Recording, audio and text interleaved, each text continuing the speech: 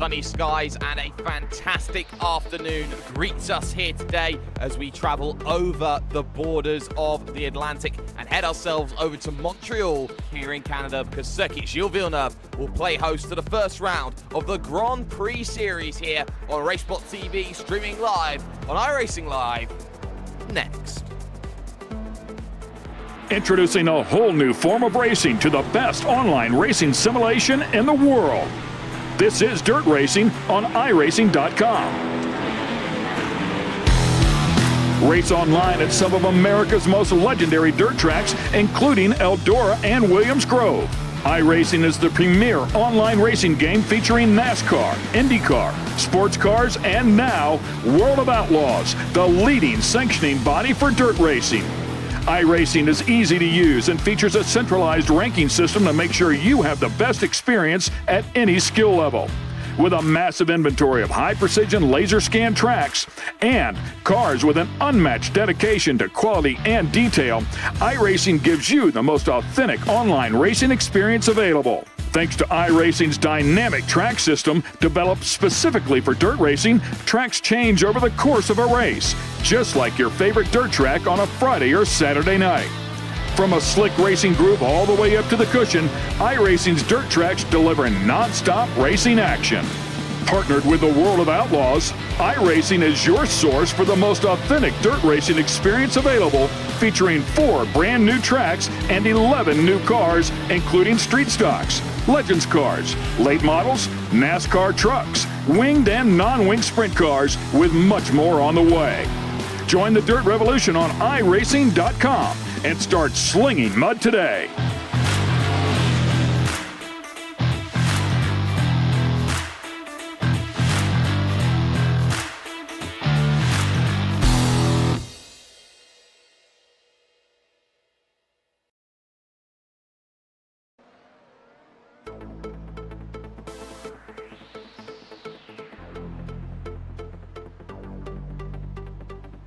Welcome to a circuit which holds a lot of history in the real world of racing and, of course, in the world of sim racing as well. So many great stories come out of this circuit year upon year upon year, and the love affair with this place just doesn't seem to ever die down. One of the circuits that gets one of the highest attendances throughout the year in the Formula One calendar. It's the opening round here in the Grand Prix Series here on iRacing Live, brought to you by Racebot TV.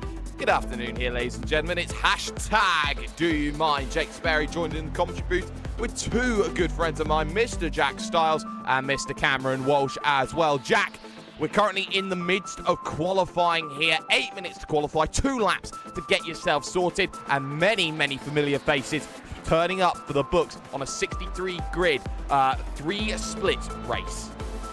It certainly is. We have Riley Preston here for a new World Championship Grand Prix Series, currently 3rd with a 1:14.422. There's also Vincenzo Amico to round out our 2 pro drivers who we have. Vincenzo usually seen in the Shinya Maschini sim racing car in the Blancpain GT Series, but lots of familiar names this series. Mark A. Warmington and a lot of others which we saw last season, back for another season of the iRacing Grand Prix Series, and I hope they're going to give us some brilliant racing around 46 laps of Circuit Gilles Villeneuve. Yes, of course, a 2/3 race distance, making the pit stop strategy very, very good here today, Cam. Michael Partington currently the car on pole position right now on a 1:14.259, but one driver who can change things at the moment is the 8 machine of Giuseppe Ragusa right now on his 2nd flying lap, 1:14.352. He's got to find 1/10 of a second. He's hit the hairpin. Yeah, and of course, Circuit Gilles Villeneuve, I mean, obviously, many people just simply know it as the track as a whole. It is, of course, mostly a closed circuit, but really this boils down to an actual street circuit. You seem to find nothing but street circuit type corners here, and that makes it so very exciting and so very difficult to actually find yourself locked in and rolling around here at this circuit. And it's hard to keep a lap together. It's hard to keep everything together, and we're seeing actually quite a few of these cars starting to step to the side, especially towards the little 6 and 7 switchback. Yes, and that is going to be the end of Giuseppe Ragusa's lap. Didn't set another lap time here. Josh Thompson is another driver who has the ability to set one more lap time there. He is in the number 9 machine right now, currently in P number 7, 3 thousandths will get himself through right now at the moment. And while the whole fact of the matter is for Josh Thompson here, Jack, when you're looking at this battle going on, is the fact that you've got so many top names up in and around top 10. In fact, he runs wide down at the hairpin, and that's going to cost him significantly. His lap's going to have to be booted away. This is a very high-class field, and it is to be expected for the opening rounds of the season. Yeah, I mean, our strength of field today is 4,202. Josh Thompson obviously just making that slight mistake coming out of turn 10 and getting it slightly sideways, driving into the pit lane, so he's obviously not going to set another lap time. Currently P7 with a 1:15.8. There's a couple of cars left out on track, the number 8 and the number 10. So our top two, although I think they're just doing in laps. Oh no, Ragusa's going around for another lap coming through the last chicane. Let's see if he can improve his time, although I doubt he will. So let's just, yeah, he's just out of laps. He's done there. So everyone's now starting to finish up qualifying, and we have another 20 seconds before we can start gridding. Yes, and we might as well go through the gridding process right about now. This is how the field will look then as they line up. 23 cars will take to the start of this event, and it's the 10 machine that has the advantage. Michael Partington, pole position, a 1:14.259. He's joined on the front row by Giuseppe Ragusa there in second position. Riley Preston will start on row number 2, the unluckiest man in Formula 1 on Sim Racing's platforms today. Matt Farrow will start in 4th. Martin van Loozenhoorn, formerly of Apex Racing UK, in position number 5. Manu Domingo, a driver second in the championship last season, starts in 6th. Josh Thompson will start in 7th position with Zoran Jonic there in 18th, or in 8th position even. Tommy Osgaard starts in 9th with Reynaldo Augusto rounding out the top 10. And there you look further down, the likes of Mark Warmington for Blue Flag Racing, Evan Lathoris, Carl Winkler, and Jorge Marquez right there in P number 14. Surprisingly down the orders, Vincenzo Amico in position number 16 here, and the Dimov brothers, Peter and Gallin, 17th and 18th. Rounding out the grid then will be 2 drivers of Neil de Guzman and Matteo Calastani for 23 on this grid today. 2 minutes to get everyone sorted up onto the field and get themselves ready to go. It's going to be a very difficult start to this event because it is a very narrow turn 1 and turn 2 section. You will realise there is also a short run to turn number 1, so getting positions off the start is going to be a lot more difficult than meets the eye here today. We're talking about what happened last time we were here in the Grand Prix Series, and what happened here was about half the field got wiped out in the opening corner. We're going to hope for a clean start here today. Of course, the walls are narrow with the street circuit layout that is here today. And, well, there will be a lot of eyes looking to try and get some good form after what was some pretty good racing that we saw yesterday in the iRacing.com Grand Prix World Championship Series, which took place at Silverstone. Just 15 seconds now remain then before the start of this grid. Engine notes starting to get a little bit impatient here.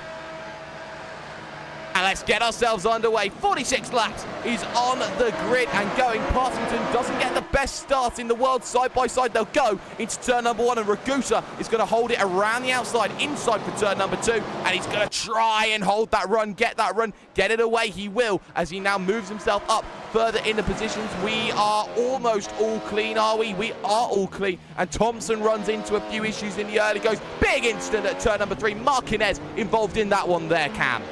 Yeah, Zoran Jonic is the one that has managed to flip his vehicle around, getting a replay right now, courtesy, of course, of Paul Smith in the cameras. Looks like Jorge Marquez, he ended up looping the car of Zoran Jonic into the tire barrier, and once it hit the tire barrier, it started flipping around, and once it goes from there, obviously not a good day. Everyone, though, managing to go around the wreck, even though that car did come to a rest in the middle of the circuit.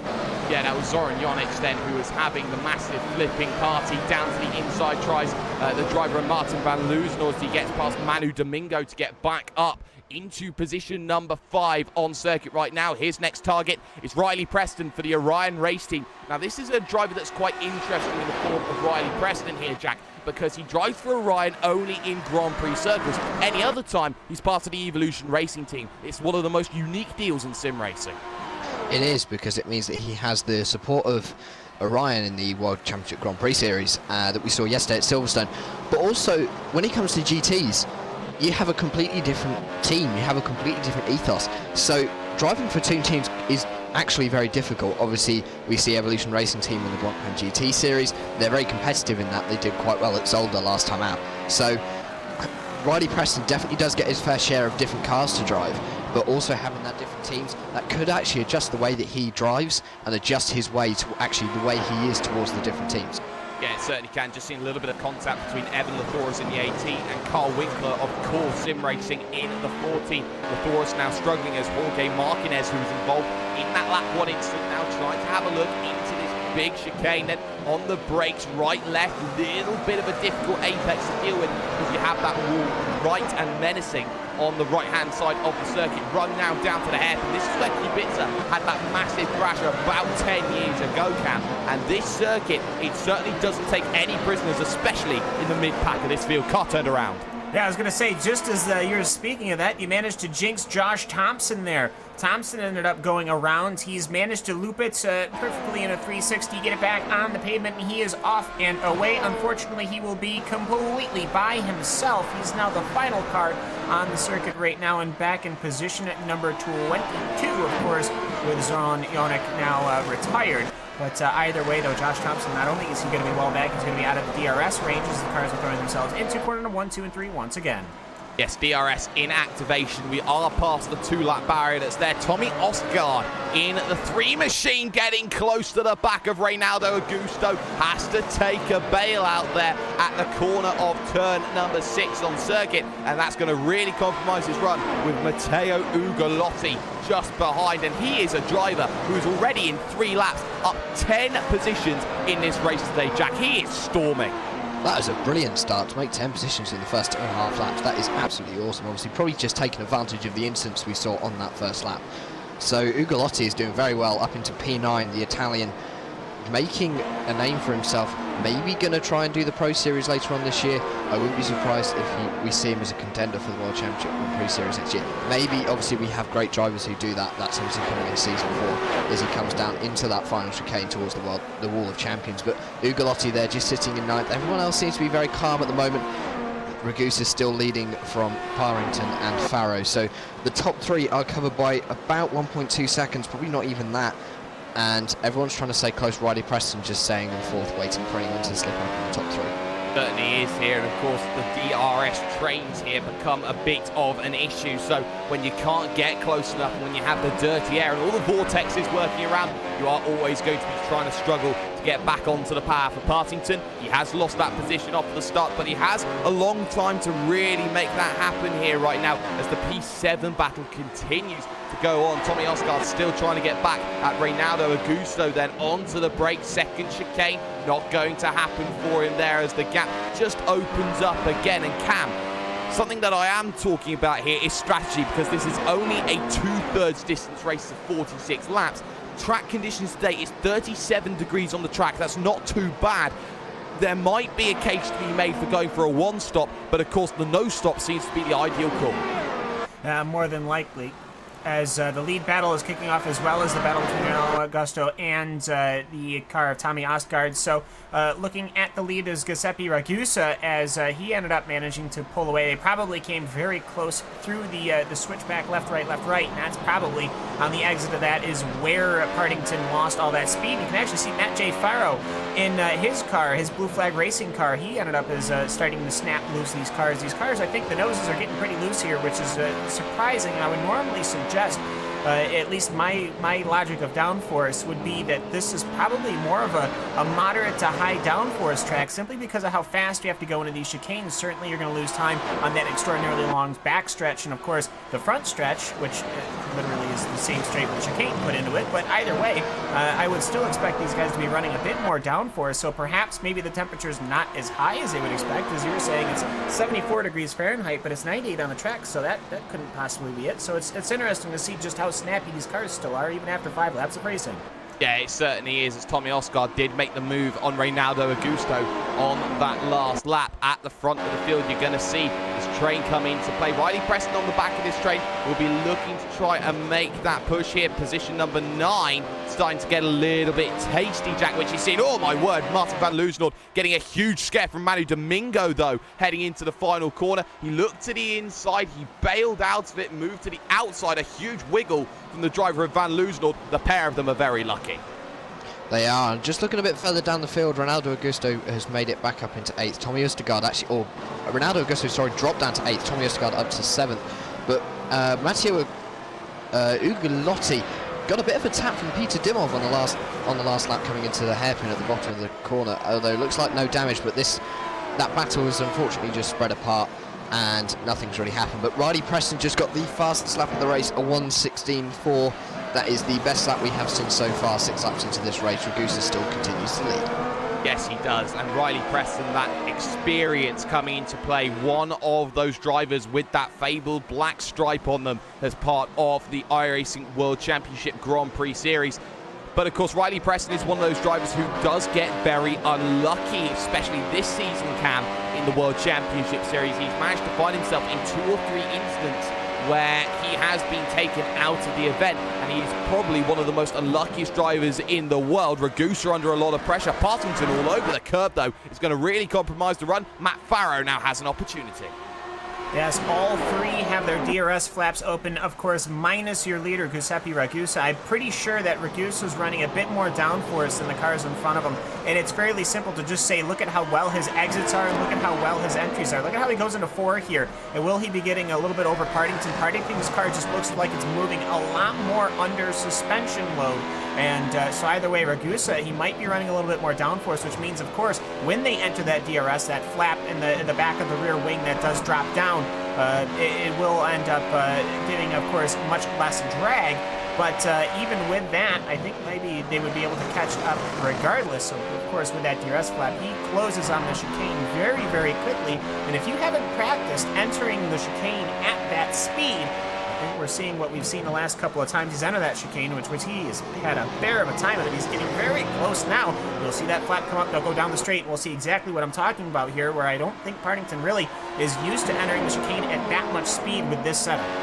Yes, and that's something to see Partington then with a lot of overspeed ERS. Then you can see saving was the driver Ragusa, defensive to the inside at the wall. Champions, they touch it over the curb. Goes the driver of Partington getting out of it. It was Matt Farrow, and there's a slowdown penalty as well for Partington for going too heavy over the curves. Get yourself bumped down to the back of the freight train, and now he's got all the work to do again, Jack.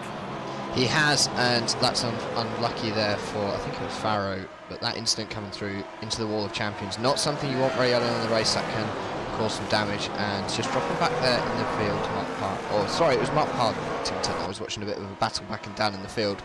Vincenzo Amico stuck his nose up on the inside coming through turn 10, got a little bit sideways, and those 2 drivers are going side by side down the back straight, but they seem to have resolved their issue now. But Ragusa still leads from Farrow, and Riley Preston sneaking up into 3rd. Let's see if Michael Partington can get back up to the leaders, but he might drop back into the clutches of Van Loozenhoorn. Yes, he might drop back into the clutches of Martin van Loozenhoorn. His last lap was a 1:16.9. That was about 0.6 of a second faster than the pack just in front. Will continue on that lead pack because Preston was all over Farrow. Farrow all over the driver of Ragusa, and Ragusa now will try and break away here, try and save some ERS. You'll see that because of the light in the back of the vehicle. That's just to show that he is harvesting some energy to the inside. Tried Farrow, but he wasn't close enough. Better run out to the corner though from Ragusa, as to be expected. Ragusa here, Cam, is being quite heavy-handed on his defending that we've seen. So in terms of the way that drivers have to be a little bit more careful, they've got to be there as they get close again. Yeah, Farrow, once again, Farrow had a wheel going into corner number 1, and once again, Giuseppe Ragusa just drove like he wasn't there at all. This is the 2nd time now. I'm not saying he's being overly defensive, but for lap 9 out of 46 laps, this is extraordinarily strict, I guess I should say, into who he's allowing to go side by side. I mean, going into that incident through the chicane, Partington they were side by side, all 4 tires. I mean, it was left, Ragusa's left front to Partington's right front, and yet he still drove through the chicane like there wasn't even a car there and pushed him into, of course, the bollards, which might have been doing some under-tray damage, but his front wing managed to come out okay. And I think we'll see here Giuseppe Ragusa, he might be holding up the train here, because I was thinking perhaps this was DRS related, how people were closing in. Just looking about where people are closing in over the course of this lap, it is not surprising to me, and we'll see how Giuseppe defends against this, but I think Giuseppe might not have the speed. No, not enough at all. He tries to hold it to the outside, but Farrow then up to the race lead as he makes that move very comfortably in the prime overtaking opportunity. A very good job there, that move has been done, as Ragusa now jumps back down the train very deep. Tried to go to driver at Partington. He bailed out of that one before there was any opportunity. Looking further down, though, in this field, a big train developing. The likes of Winkler, Lathoris, Dimov were all there together, started to make a little bit of contact between each other, but they're all holding themselves together, Jack, as you've been paying attention to this mid-pack field. Yeah, I've been watching this mid-pack field for the last couple of laps, and saw Vincenzo Amico just move up into P11 on the last lap. But he's made a couple of mistakes, so he nearly did lose it, but he's still holding that. But these guys, I think there are 5 cars covered by 3 seconds, and these cars are not slow. You're going to be doing 200 miles an hour on the stretch from turn 11 right down to the final chicane in the Wall of Champions. So Vincenzo Amico actually just pulling a little bit of a gap to Mark Warmington. Whoa, car turned around, and that's Ragusa, and he's collected Preston in the incident as well. Giuseppe Ragusa down at the hairpin replay on screen, and that was not a turnaround. In my opinion, he just got too aggressive on the power cam. It's so easy to do in this vehicle to just take the vehicle's power for granted. Absolutely, of course, no traction control, no launching or anything like that in this vehicle. I'm pretty sure it might have looked like perhaps maybe there had been a little bit of contact, but there really wasn't. And actually, the Orion car was sliding back just a little bit from the rear wheels, so it was actually pulling away from each other. He kicked the throttle, and immediately he realized what was happening, and he immediately lost the rear end and started on the brakes. Preston, he had nowhere to go. He's lost his front wing, and I'm pretty sure he's pulled right in the pits. That is what he has done. He'll get a new nose cone, and hopefully that'll be the only damage on that HPP car. But either way, they're going to look at getting that sorted out and running away. But either way, things are kicking off in the front of the field, Jake. They certainly are. Riley Preston, the most unlucky man in all of sim racing, has himself another little notch on his belt to claim that. He now drops behind Canet Basol, so that's position number 20 back in the field here, Jack. And trying to get back through this field is going to be a massive challenge. He will have fresh tyres to work with, but what he has to understand is he's got to get himself to the end rather than getting himself involved in too many scraps. It's mid-pack train, the likes of Toffoli, Winkler, Lathoris, still going on in this battle right now here for around P12, 13, 14. Down to the inside tries Lathoris, and the big power move forces that core sim racing car off. Carl Winkler is dropped to the back of the train. Yeah, that's unlucky for Carl. Toffoli really went for the dive bomb there. That was quite a good lunge from the, I think that was the number, I can't actually read it from here, but it looks like the Lotus coloured car. Ivan Lathoras there. So he just put it down the inside, probably a bit too ambitious in my opinion, and he has gained a couple of positions out of it. And the core car of Carl Winkler, oh no, it wasn't Carl Winkler, I can't even remember, I'm looking at the wrong thing, but he's dropped to the back of the field now in that core Autosport car. Unlucky for him, he was doing quite well. Matt Farrow still continuing to lead. He's now got a 2.3 second lead over Mark Partington, and Von Losenrod in third. So everyone's sort of being a bit aggressive, I think. People want to get the highest position they can, obviously try and show their things on the broadcast, but Vincenzo Amico has just pulled away from Mark Warmington now. He's got a second lead, and Mark Warmington leaving behind that long train, headed now by Toffoli. Yes, and we have seen those battles going on. Michael Partington in position number 2 has a lot of work now to get himself back into place. Same can be said for Van Loosenord. Of course, Martin Van Loosenord was formerly an Apex Racing UK driver, formerly a Black Stripe driver, part of the Pro Series, was very, very good in a Williams FW31. Has taken him a little bit of time to get used to this McLaren MP430. Yeah, I can sympathize completely with that. Of course, now painted on the side of that interestingly liveried Formula One car, the Castron Esports, whichever that means I'm not going to be familiar with, as Mark Partington once again goes purple. But for Martin van Loosenhoorn, he's picked up a little bit of front wing damage, so that will slow him down a little bit. If they come in for a one-stopper, I would probably recommend getting that wing swapped on out. It doesn't seem like it seems to be affecting his lap times too much, but Manu Domingo is slowly reeling that car in. Of course, the positive sim racing car of Domingo. So just trying to reel him in lap after lap, and we'll see what Michael Partington can do, continuing to try and consume and try to catch up to Matt J. Faro.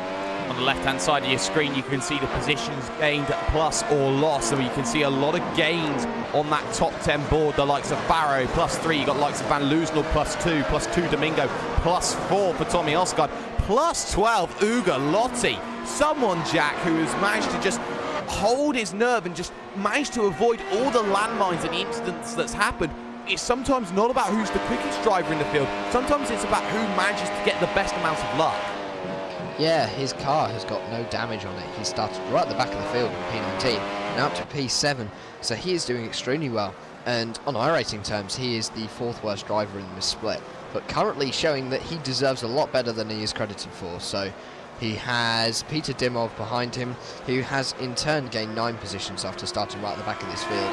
But Ugo Lotti doing very well as we just look a bit further back in the field. Even Thoras looking to get another position off Toffoli for P12. So Toffoli, Thoras and Galen Dimov, obviously the brother of Peter Dimov, running in 12, 13 and 14, all very close to each other, fighting out for that P12. And Vincenzo Amico and Mark Wilmington leaving these guys behind after being in that field for the start of this race. Yes, they are here. They are starting to go away. So Kleber Toffoli, part of the positive sim racing setup, will have to worry about Evan Lathoris in the next few moments here of this event. In the first 14 laps, these guys have dropped about 21, 22 seconds to your race leader. That's how much that they've been fighting and trying to scrap it out through this field as they run down towards the hairpin here. Nothing going to be going on for any of those drivers at the moment. Peter Dimov, though, closing up to Ugo Lotti here, trying to really narrow that gap back down. And the answer is no, isn't going to be close enough. But keep your attention to the front of the field, because Partington took away another half a second away from Faro. So that gap comes down to 1.2. And at the end of this lap, you must feel here, Cam, that Partington may have DRS. He's certainly working towards it. I mean, 5/10 every single lap, last couple of laps now, as Matt J. Faro perhaps being in clean air is not exactly what he needed, as of course that Blue Flag Racing car doing an extraordinary job still leading this race. But, and this is a pretty big but though, when you lose those cars that you're chasing, you no longer have that blood in the water. You're starting to look out of your mirror. He loses a little bit of the rear, skips through out of the chicanes at 8 and 9, and here he comes towards the hairpin here. And I think that this hairpin is starting to become more important than I had previously thought. I figured these cars were going to have an easy enough time getting under throttle, but it looks to me like Partington just has these hairpins nailed. Yeah, Peter Dimov is round. Yeah, Peter Dimov then has managed to find himself in a bit of a spin. We've managed to catch that one on the cameras. Coming into the okay, and Warmington now starts to run into issues as well. So Dimov just getting a little bit too aggressive, trying to get himself going through. We'll keep an eye out on Warmington, who spins at exactly the same place with exactly the same moment. That is spinning with, I'd say, coming off of the throttle there. So that, you have to say, is a complete lack of grip because of the downforce levels that you see here, Jack. I would disagree with you. I think he engaged his pit limiter, because I can see his red light flashing on the back of his car coming into the braking zone for that chicane. And he just got onto the curb coming through the chicane. That spun him round. Yeah, it certainly did. We just saw Calistani having a big moment. Gets 45 degrees Tokyo drift, Cam. He holds onto it out of the final corner, avoids the wall of champions, which means that we all know that he might not be a champion just yet. No, not yet at all, but just a quick look up front, though, as everything seems to be kicking off in all the different parts of the track. Martin van Loosenhoorn seems to be leading this gap, but there is a move from Domingo and Ragusa. Ragusa is trying to recover from what that incident had left him with, but he's going to have to get around that positive sim racing car and Tommy Osgaard, as here he comes in. Ragusa, he's really just, he's driving as if, like, perhaps that car was not there. He'll give him just a lane. That is exactly to the letter of the law. What you can give him is a lane, and there we go. Domingo will have to slot in back. Of course, no DRS was engaged that time by... Oh, that's Van Loosenhoorn. Yeah, Van Loosenhoorn. Well, did we find our first person that claimed the Wall of Champions? Yes, we did. We did there, just gets all over the curb coming in, replay on screen, and well, Martin van Loozenord, he's going to become a champion someday. That much I can guarantee you from what I've just seen. So Van Loozenord drops himself to the back of the field. The advantage there for Van Loozenord's instant, Jack, he hits side on, which means that the damage is going to be a lot more negated than it was if it was a head-on crash.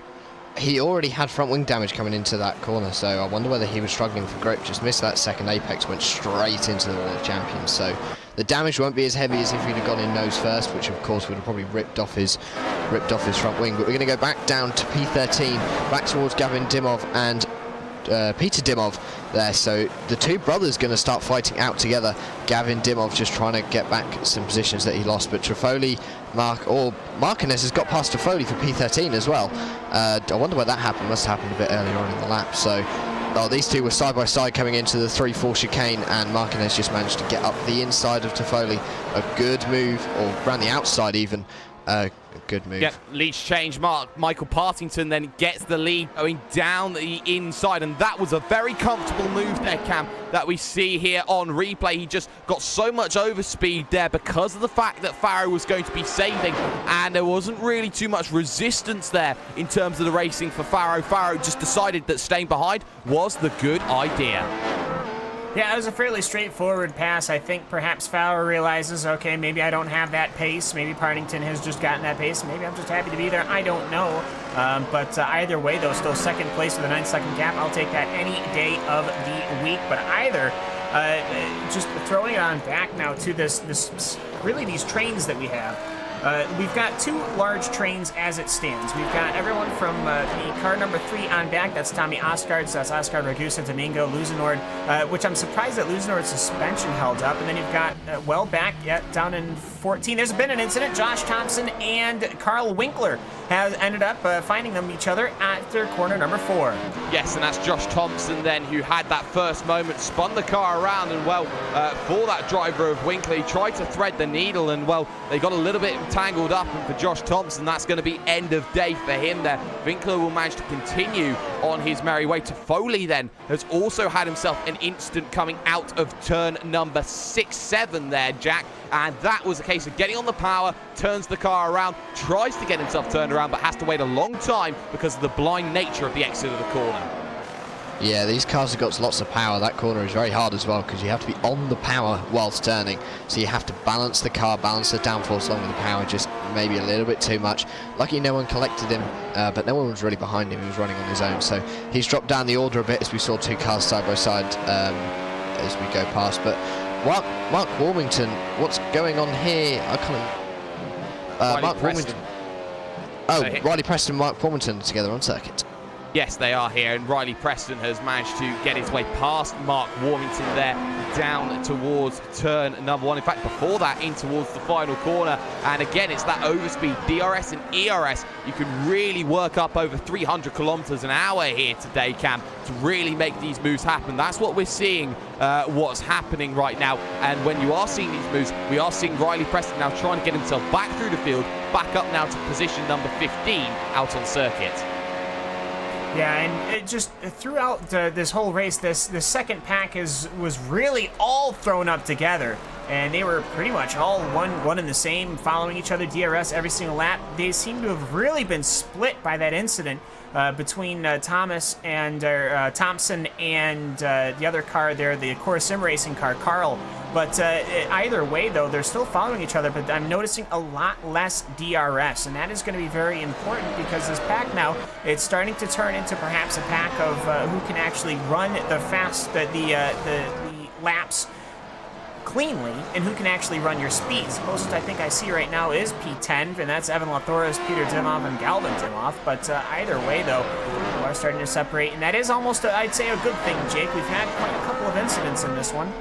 Yes, it has been a very eventful race then in the early goings. Giuseppe Ragusa versus Tommy Osgaard, though. This is the battle for the final spots on the podium. Domingo is getting dropped then by this train at a rate of about 0.6 of a second a lap here, Jack. And for Giuseppe Ragusa, we have seen him have that one spin, try and get himself back going again. Tommy Osgaard is now going to have to play the role of sitting duck. It is quite interesting, though, on the front of his vehicle, on the front nose, it says Ducky there on the front of his nose. So it seems that sitting duck might be a little bit in his nature. Yeah, maybe, and obviously Ragusa, the Thrustmaster Movano driver there, sitting in P4, doing a sterling job to come back from the spin, just 10.7 seconds down on Partington in the lead. But he's trying to get back into third. Tommy Ostergaard is up 6 positions, so he is quite a high gainer in this race, and Ragusa, after starting pole, is down 3, so Ragusa will be wanting to regain what he's lost. He's got a little bit of front wing damage as well, so that could be affecting the straight line speed. We have seen him use the DRS on the last few laps, but cannot get anywhere close to Ostergaard. Just has a little moment coming through 11, a little bit sideways. That's going to affect his straight line speed. Let's see if Ragusa can take advantage of that, but I don't think he can, even that was on the last lap. So I'm going back live and watching a replay, so Ragusa's still sitting in 4th and Ostergaard's still in 3rd.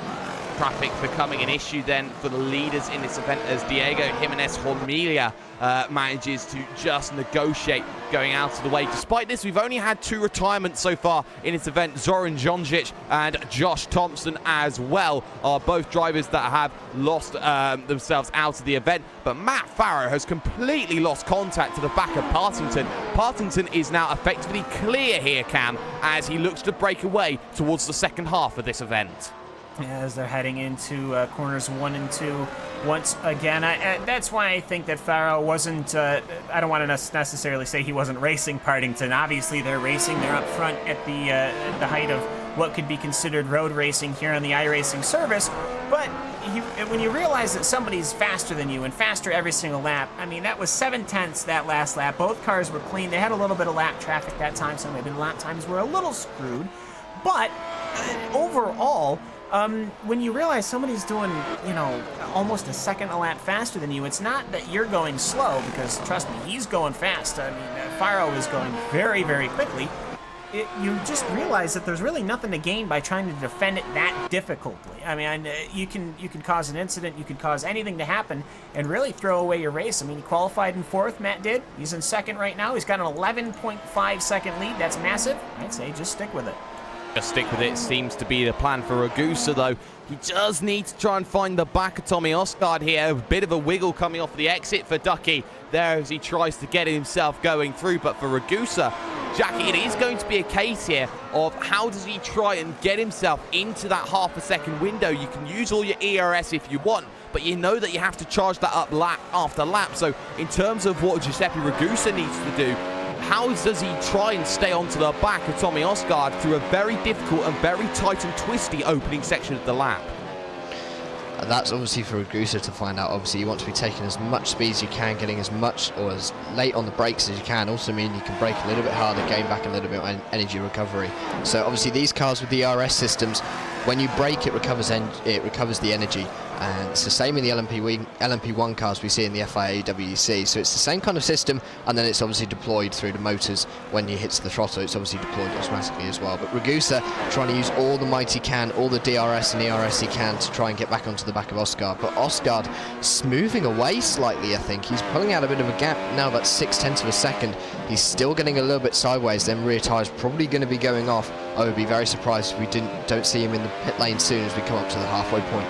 Battle of the Dimmovs, Peter versus Gallin, and it was a poor corner there for Peter Dimmov, allows Gallin to get right up onto the rear.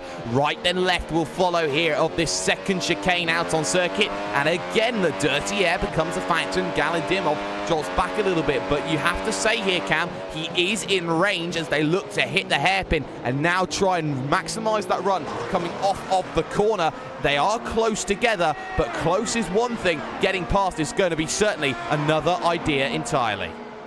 Yeah, most certainly. I mean, DRS is open, but which is good enough for maybe 7, 8, 9, 10 mile an hour, but there's nothing you're going to do unless you're going to try to pass on the there's only so many things you can do when you have the overspeed. You can go into the left entering the chicane, which we saw that did not work out for Michael Partington when he was trying to pass Giuseppe Ragusa. You can go to the right, which is how Matt Farrow got past Giuseppe Ragusa, but you go onto the right.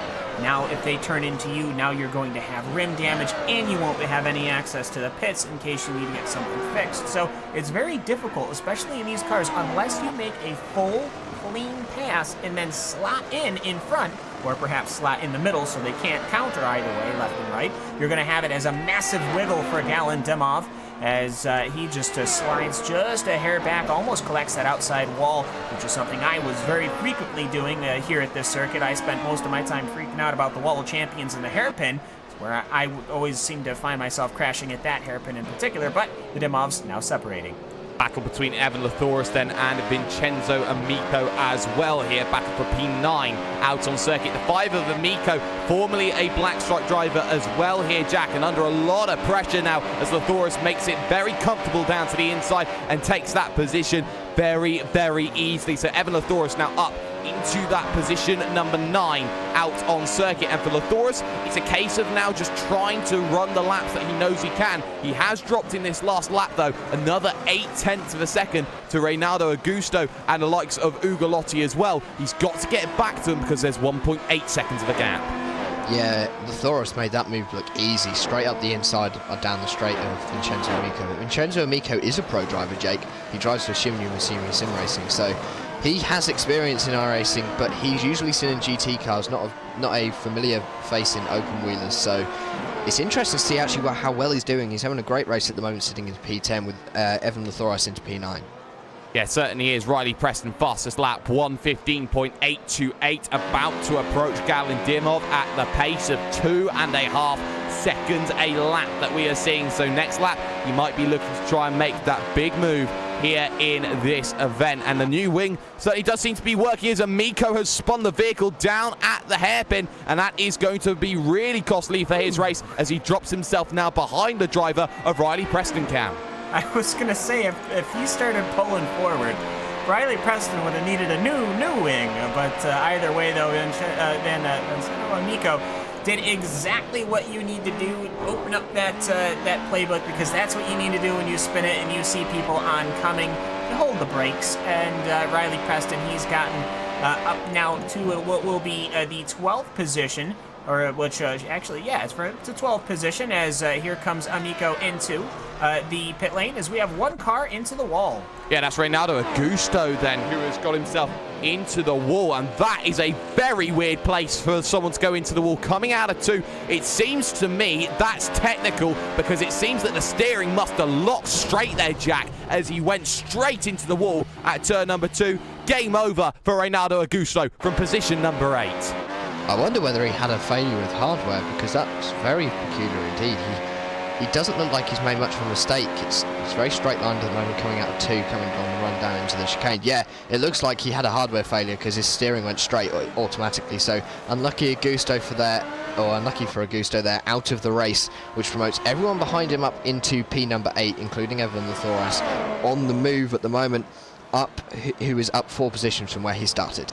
Giuseppe Reducer then still looking to try and get the move on Oscar down to the inside at turn number 2. Going to take the position for position number 3. Maybe he's going to try and hold it on the outsides, Oscar, but he gets hung out to dry like yesterday's washing, and he has no opportunity to hold that one away. Cam, that is a textbook maneuver at turn 2. Yeah, and it's just as straightforward. You get to the inside, you start wriggling and throwing your weight, which Giuseppe Ragusa has been doing pretty much all race long. He sorts himself out as we look back now to once again that position number, well, it's actually 10 and 11 between Galvin Dimov and Riley Preston. Preston, he is coming like a freight train here. His last lap was a 1:16.6. Your leader's a 1:16.5, so he is running extraordinary speed right now. And Riley Preston, of course, there's a number 1 car, there's the number 1 on his car for a reason. Means he's the highest I-rated driver here in this race, and he is going to try to find his way around both Dimovs fairly soon.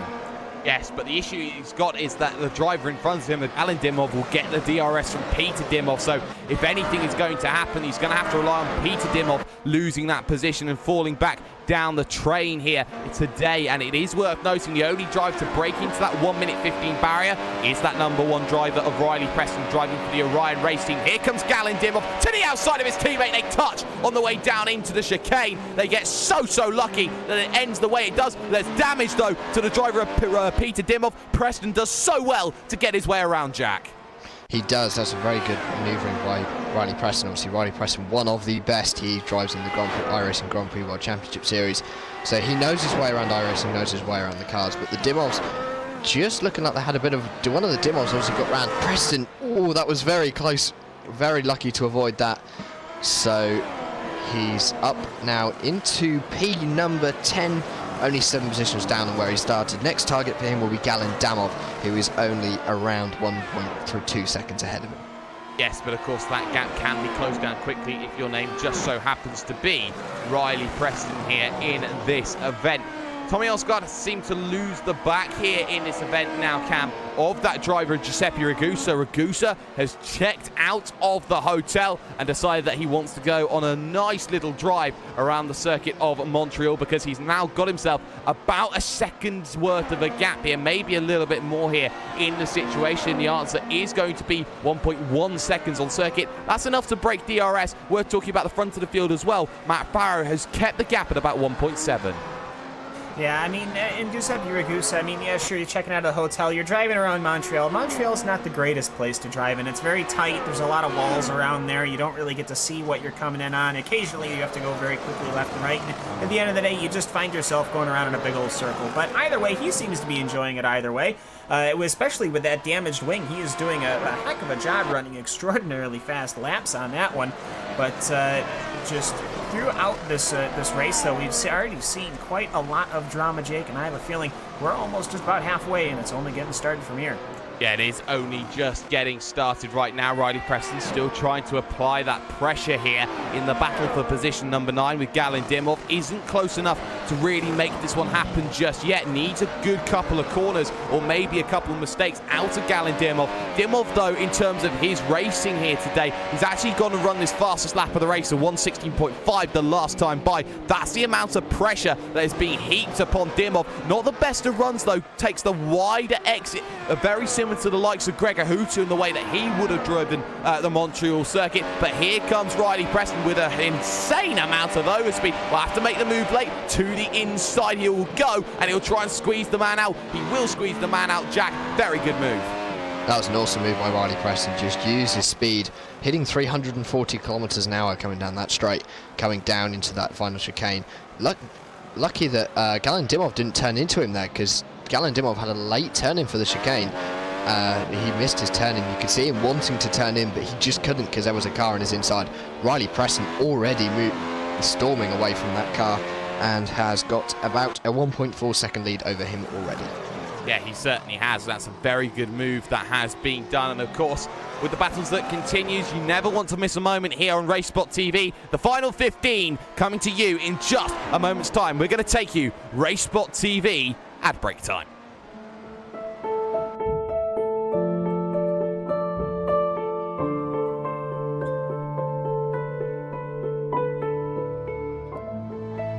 When I sat in the car, you always wonder, what's it going to feel like? It was my first time driving a mid-engine GT car. My thoughts were, wow, this is really good for our first time in a car. I was really surprised by it. You're sitting low, you got the A-pillars at steep angles, the windshields at steep angles, you can see the fender flares. I think we have a chance to win. Everything's got to go right, but I think we have a car that can win the race or be on the podium. But can you imagine how cool that would be to go back 50 years later to the year and do it?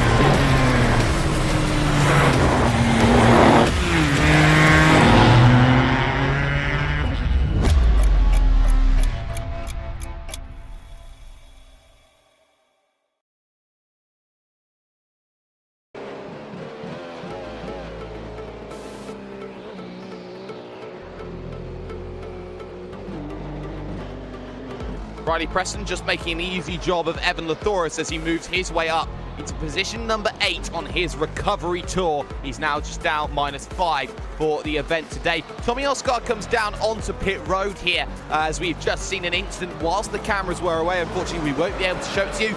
but he didn't hit the wall of champions, he hit the pit wall of champions. So that was the big issue that Tommy Osgaard had in terms of his race. He will drop himself down a multitude of positions here in the Grand Prix Series, as well as himself going through. He is out of the vehicle and done. I am hashtag #DutyMan Jake Sperry, joined alongside by Mr. Jack Styles and Mr. Cameron Walsh. Cam, we have seen a few incidents in the last few moments. Matt Farrow's also had a spin. He's dropped himself down 10 seconds in the last couple of laps.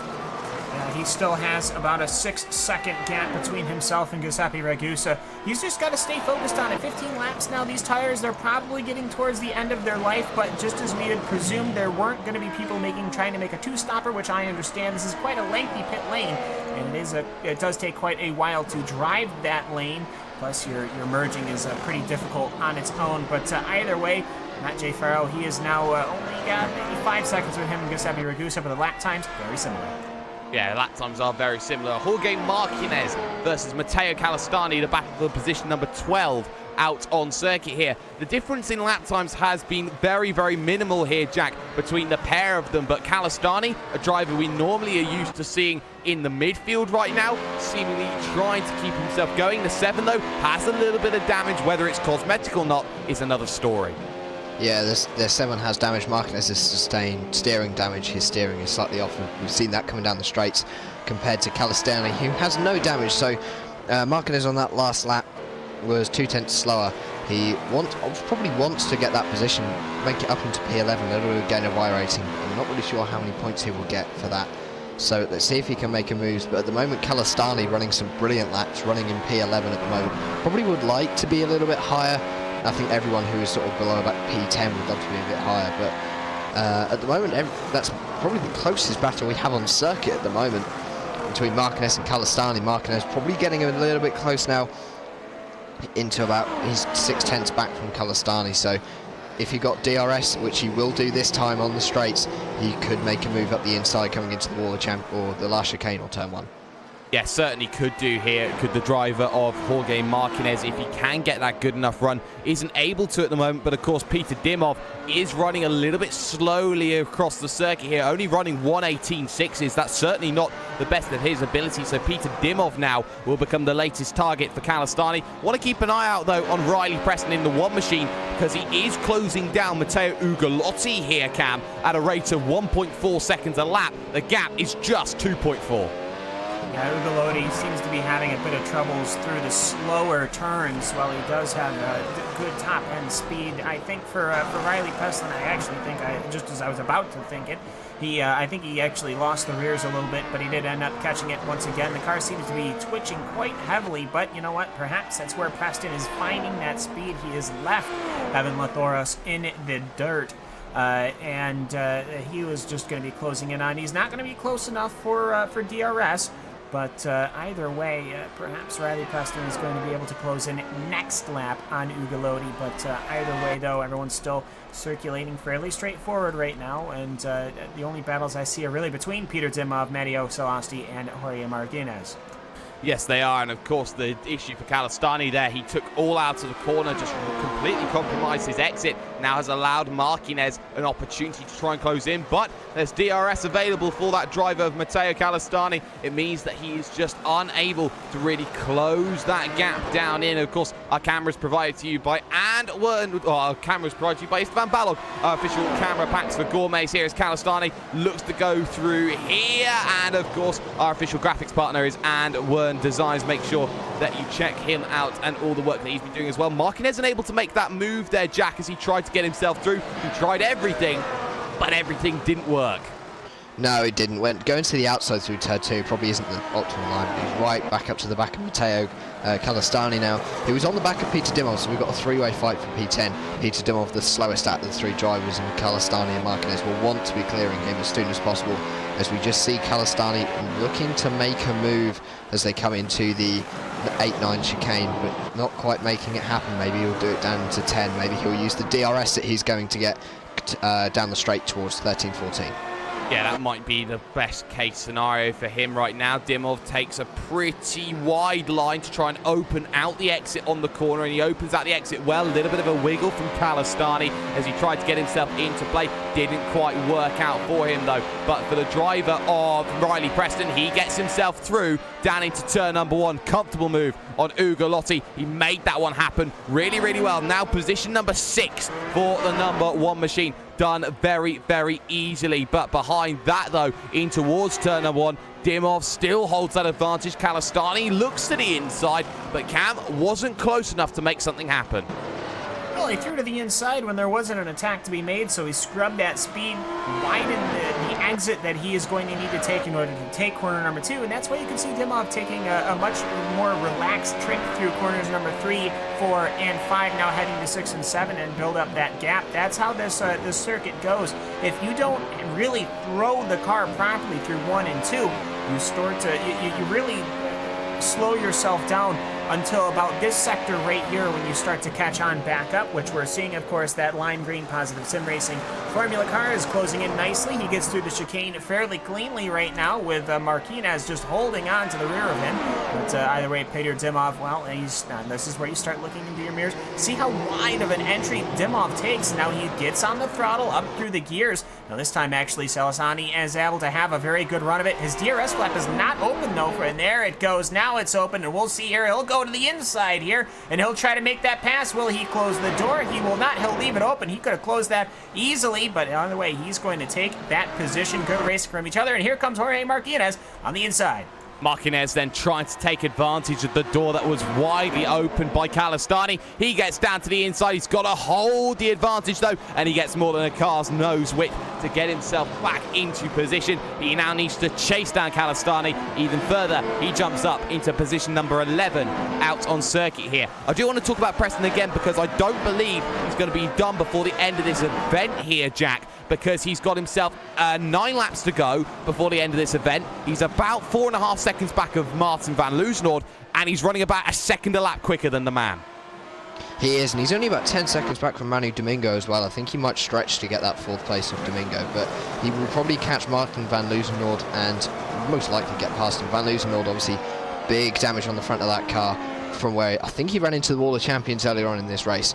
So as he crosses the line with 9 laps to go, Riley Preston just 3.5 seconds back for him. Riley Preston running a lap time he's just done a 1:15.8, so he's about 2 seconds faster than Martin van Loosenhoord on that last lap. So a storming lap from Riley Preston on the men's after that pit stop to try and gain back time. Had he not been in the pit stop, I think we could see him in the lead by now. We're starting to get a little bit of a train forming behind Matej Kalistani. You got Marquinez there, Dimov, Warmington, Winkler, Basol, and Toffoli with Vincenzo Amico at the back of it. And what they all have to be worried about is that man at the front of the field, Michael Partington, if he becomes into play to start lapping, because that will mean that they'll have to do 1 less lap in this event camp. Right now, all these battles going on within good range of each other. Warmington versus Winkler is probably the closest one that we're seeing right now. Carl Winkler, a name that doesn't normally crop up with Core Sim Racing, but there's a tough span in front. Yep, that is Dimov, who'd been struggling ever since he had that big moment with his brother.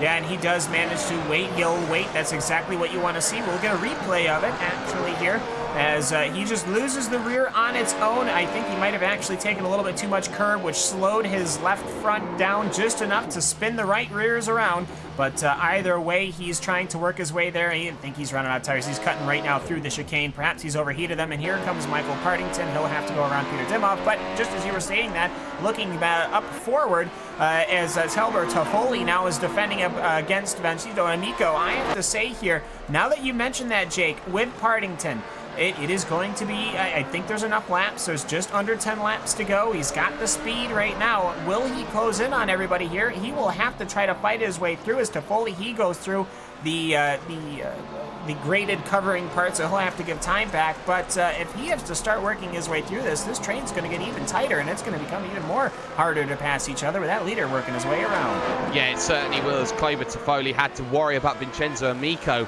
going down the inside of him there in terms of that battle going on. We are keeping an eye, though, of course, on Riley Preston, and he's really closed up in this last lap. You can now certainly see the light flashing in front of him from the driver of Martin van Loozenhoorn, who is trying everything just to hold on to position number 5. Of course, the driver that did leave Apex Racing UK during this last season, a bit very close to the Wall of Champions. The pair of them really trying to work for it here in terms of this event. And the one machine now trying everything. 116.4 meets 118.1. Running wide at turn 10 is the word we're hearing, Jack.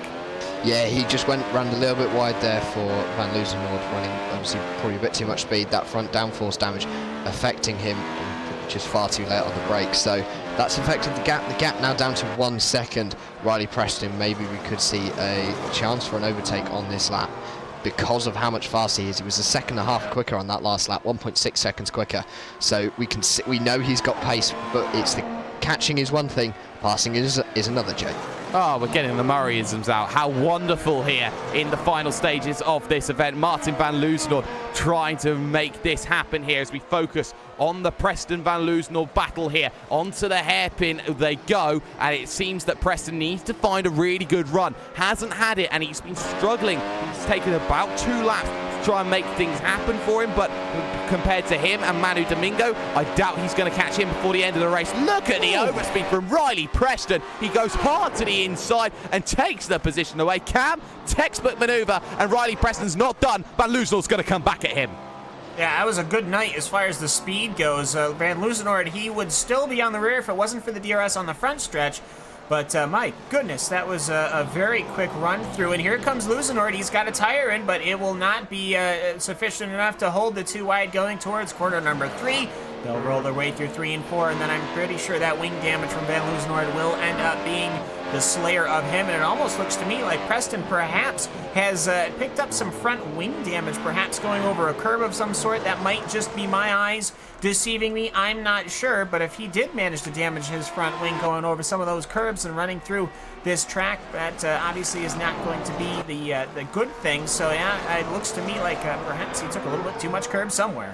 Yes, he maybe has, and that is going to be detrimental to the cause of him trying to fight and scrap his way through. I doubt he's going to catch Domingo before now and the end of the race. But to Calistani and Marquez, then this battle for position number 10, the last of the top 10 spots. Traffic in front, of course, of Diego Jimenez Hormilia there, just trying to get around him, and does so very, very comfortably. Marquez doesn't have long to make this. 5 laps to go when he next crosses the line, Jack. And well, for Marquez, he's been stuck all day long behind Calistani, waiting for that move to get himself back through. Calistani himself is plus 13 for the day. He's your biggest mover and shaker as things stands.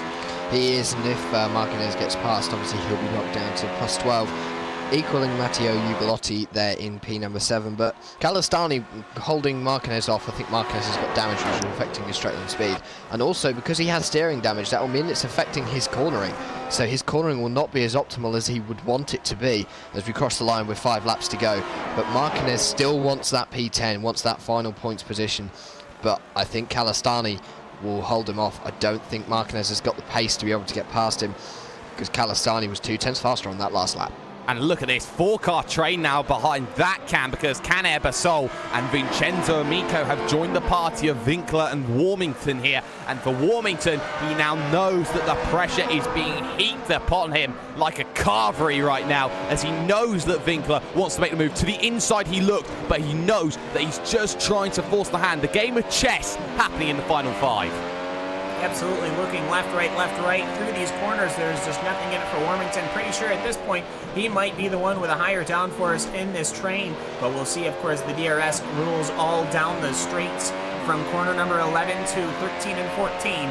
But here they go through the hairpin corner, and we will see what Warmington is able to do as far as exit. He gets actually an extraordinary exit. He launches out of it, but I still think Winkler is going to start catching it, and Basil and Amico are now going to go side by side, and they're both on the DRS. Yes, they are. They're both trying to use as much as they can. Amico to the outside, trying to get that position. He goes through the smallest gap possible and takes it away. They hold each other up, though, and drop themselves completely off the back of the train. That's not how you make a move. You've got to do it as cleanly as possible to lose as little time as possible. The trainer 4 becomes the trainer 2, and for Warmington, he will be very, very happy at the way that was done for him. For the time being, though, at the front of the field, Jack, you have to say it's been a clinic with 3 laps to go for Michael Partington. 14.4 seconds the gap. He has not been challenged for the second half of this event.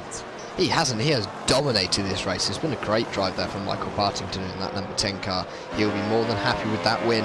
Obviously, we still have 2.5 laps to go. Long way to go yet. So he could all throw it away. You never know. But I'd hope not. Michael Partington's done a brilliant job so far today, and I would like to see him come home with the win. Matt Farrow as well in second, and Ragusa in third. They have done a storming job to hold their positions, but Manu Domingo just holding off with Riley Preston. I think he has to be a hard charger coming back from the back. And yeah, he does have wing damage on the front of that car, which should be slowing him down. Amico is absolutely flying, and from being about 2 seconds back at the start of the lap, making that move, he's now got himself right back again onto the rear of Winkler here in this battle going on for positions 12, 13, 14 out on circuit. Amico now onto the back of the train. Can't afford to get frustrated here, Cam, in the final moments of this one, because he knows with 3 laps to go that he's only got to get past 2 positions, and there's traffic ahead in the form of Jimenez Hormilla. Yeah, and it's really difficult to try to figure out exactly how you're going to sort their way through it. Okay, looking back right now, Warmington still on the fight with Amico and Winkler. Amico just worked his way through corners 2 and 3 on Winkler, so Winkler, he's actually dropped down now. So now it is Amico. Now, these last couple of laps, who has been absolutely throwing it through these corners here, and actually here comes Amico trying to get 2 cars in just a couple of corners, but either way, will he be able to do it through it as they go almost rim to rim? Warmington will try to cover it, but either way, though, cars now, this whole 4-car train is really kicking off as they're now back to 4. Winkler now is trying to counter onto Amico. Amico is now trying to counter onto Warmington. They're going to go 3 wide into the hairpin corner as Winkler washes out, but either way, though, Warmington, he will start losing the position. Actually, here comes Winkler on the outside as they work their way towards the backstretch. Oh, that's absolutely brilliant to see, and now Basol will try and get the triple DRS draft out of everyone right now. Amico gets himself a little bit careful. Winkler makes the move. Basol down to the inside, takes that position away, and does a very, very good job of making that move happen in front of that. Marquez still stuck, trying to get around that driver of Matteo Calistani here, Jack. He's round. He is round there, and that's a big spin for Jorge Marquez, and that's game over in terms of his battle to try and get the top 10. Yeah, he just got a bit too early on the power there. It's unfortunate for Marquez. We saw him side by side a couple of laps ago coming through turn 1 with the car ahead of him, so he's just into the wall, sustained a bit more front end damage, but he only has another lap to complete, so that's unfortunate there for Marquez. He's going to probably hold P11 unless Vincenzo Amico can catch him, which the way he's going might be possible. White flag is out, then this will be the final lap of this event. Michael Partington holds the advantage by about 15 seconds over Matt Farrow. It was a good challenge from Matt Farrow, who had the lead in the early goings after the incident from Giuseppe Ragusa, but in the end, one spin and just not enough pace has meant that he has dropped back in this event. Look at the train that is being caught by Michael Partington, Toffoli, Vormington, Basol, Winkler and Amico, and there is lap traffic in Hormiglia to deal with as well. They won't be battling them until the end of this event, but for Michael Partington, who now runs himself towards the final chicane for the final time, he will be the first driver to take a victory in this season and on Racebot TV broadcasting as well. Michael Partington wins at Circuit Gilles Villeneuve in a very dominating fashion in this event. The battle for P6 though will continue here as Matteo Ugolotti will try and make that move down to the inside. A little bit too aggressive there, coming down in, needs a great run out of the corner. Cam just doesn't manage to get it, I don't think, but he's got a chance. He's got DRS. Will it kick on? Yes, it will. Front wing damage for Martin van Loozenhoorn has been plaguing him all day long. And look at that. Like there's a different classification of cars. And here comes Ugolotti, but did he go in too fast? Will he get the Wall of Champions? No, he will not. So just like that, he spun. And Loozenhoorn, he's decided, well, perhaps I didn't want to come in 7th either. And Evan Lathoris, well, you take it when you can get it, because he will come home in the 7th position. I think he's out of fuel here. Yeah, he is. And that is massive, because he's now got a crawl at about 13 kilometers an hour to the line. It's a long and slow and painful run. It's uphill all the way, and I don't think he's going to make it to the start-finish line. What a shame for Martin van Loozenhoorn, who's driven a very good race all day long. And, well, it was nice if someone may have given him a push then towards the end. Game over for Martin van Loozenhoorn as the rest of the field comes in. And with that much being said, we can get you a classified results then of this field, as Van Loozenhoorn will now come to a complete stop out on circuit here. It was a very dominating victory at the end of the day. Michael Partington wins this one out by 14.6 seconds at the end of the day from the 6th machine of Matt J. Farrow. Giuseppe Ragusa, who will finish in 3rd. Manu Domingo will come home 4th position ahead of the driver of Riley Preston, who made a fantastic recovery drive to get back into the top 5. Matteo Ugolotti will steal 6th away as Evan Lathoris finishes 7th with Galen Dimov in position number 8. Kalistani had the top 10, gets himself up tonight with Jorge Marquez rounding out that top 10, profiting from the driver of Martin van Loozenhoorn. Vincenzo Amico, what a great last few laps he had to get to P11. Carl Winkler for Core Sim Racing in 12th with Canet Basol. Warmington and Toffoli with Van Loozenhoorn finishing 1 lap down as he is unable to finish the event, running out just before the start-finish line. Peter Dimov 1 lap down with Diego Jimenez Hormilia. Tommy Osgard, Neil de Guzman, Reynaldo Augusto, Josh Thompson and Zoran Jonjic are the cars that have failed to finish this one. But for the time being, we're going to step aside for one moment. The post-race show coming to you after these few messages. You're watching the Grand Prix Series here on iRacing Live, brought to you by RaceSpot TV.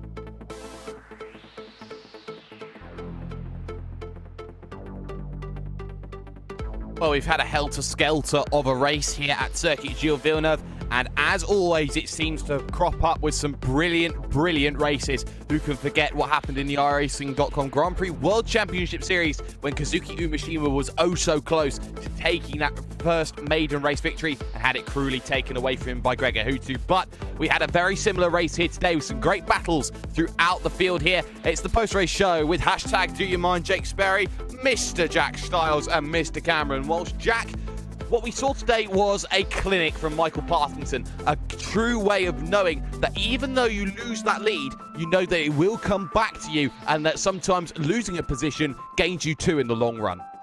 Yeah, definitely. I mean, looking at his lap times, he spent most from about lap 11 onwards. He literally did 2 laps outside of the 117s, so he was consistent. He dominated the field today.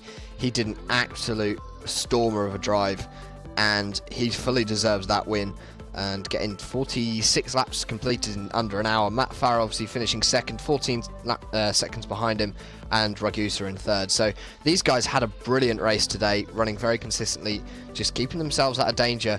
And as it showed, keeping yourself out of danger just means that actually you can get a good result, and that paid off for Michael Partington today.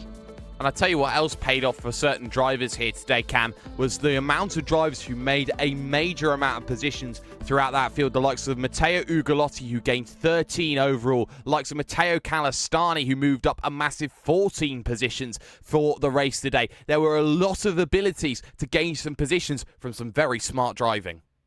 Yeah, and a lot of it, well, I say at least a lot of it at the start was pretty much up to luck. I mean, Zoran Yannick, unfortunately, he ended up having that incident with George Martinez and ended up looping in the car and then, of course, flying the car into the air, which, whilst acrobatic, is not necessarily the point of Formula driving. But that could have ended a lot worse after the car bounced back onto the racing surface. There were some cars that had stopped completely and some cars that really were able to drive around it and not lose much time. And that threw everything into disarray. And then once, of course, you had Riley Preston having to come in and get his wing, there was the spin with Giuseppe Ragusa, which, of course, Preston was a part of. And it just turned into a lot of traffic back and forth. And I think that kept everybody pretty close together. And of course, the DRS does exactly what the DRS was intending to do, and we saw some massive overtakes going into that final chicane. Yeah, we certainly did here today, and those battles will continue on in 1 week's time, where we'll be heading down south to Texas, because Circuit of the Americas will play host to the second round of the iRacing Grand Prix Series. But unfortunately, that is all we are going to have time for here this afternoon. A big thank you to all the drivers and to all the teams that were racing this one today, and all the fans that are watching at home. Special thanks have to go to Blue Flag Racing for officially funding this broadcast here, and without them, this wouldn't be possible at all to happen.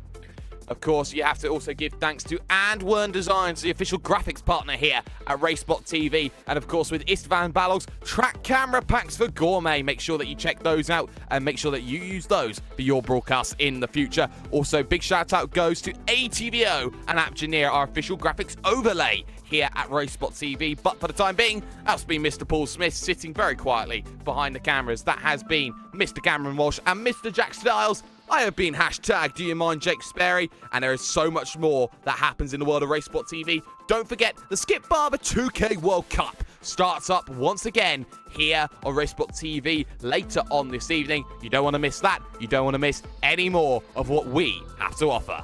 Good night.